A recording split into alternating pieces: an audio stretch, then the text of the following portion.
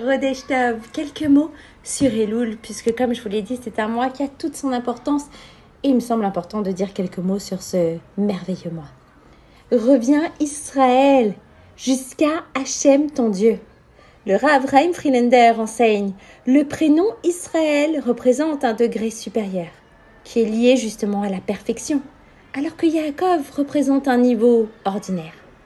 De même, quand le peuple juif est appelé Israël, cela fait allusion à son niveau élevé. C'est ce que nous dit le Zohar HaKadosh. Nos sages, dans la Gemara Yoma 86a, expliquent Ad Hashem Elokecha, jusqu'à Hashem ton Dieu, signifie jusqu'au trône céleste, car c'est effectivement de là que proviennent toutes les âmes du peuple juif. Pour construire un immeuble, il est indispensable d'établir un plan précis, depuis les fondations jusqu'au dernier étage. Il en est de même dans le processus de la tchouva. Il convient dès le début d'aspirer à atteindre Hachem. Sans cela, il nous sera impossible d'y parvenir. Il faut avoir un plan, entre guillemets. Le sabbat de Novardok compare celui qui se suffit de changer quelques actions à un homme qui se trouve dans un train roulant en direction inverse de là où il peut se rendre. Lorsqu'on le lui fait remarquer, au lieu de changer de train, il change de place et s'assoit de manière à faire face à sa destination. Bien entendu, il n'y parviendra jamais. Le Rav Friedlander précise toutefois que même si la motivation doit être forte, sa mise en œuvre doit commencer par de petites actions et progresser étape par étape. Ça ne sert à rien de sauter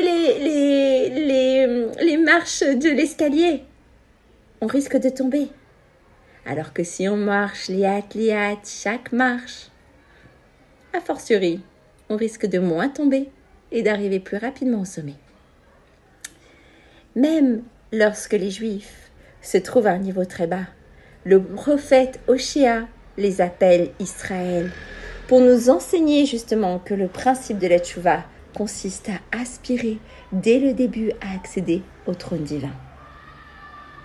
Resh Lakish nous dit « La tchouva est une grande chose, car elle transforme les fautes commises avec préméditation en fautes par inadvertance. » Resh Lakish dit aussi « La tchouva est une grande chose, car elle transforme les fautes commises avec préméditation en mérite. » Ces deux affirmations ne sont pas contradictoires.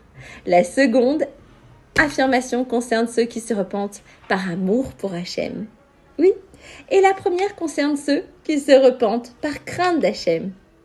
Rav Shmuel bar Narman dit au nom de Rabbi Yonatan, la tchouva est une grande chose car elle prolonge le nombre d'années de vie de l'homme. Selon le verset, grâce à elle, il vivra. C'était un passage justement de la Gemara Yoma, à la page 90b. Bonne journée à tous et à toutes.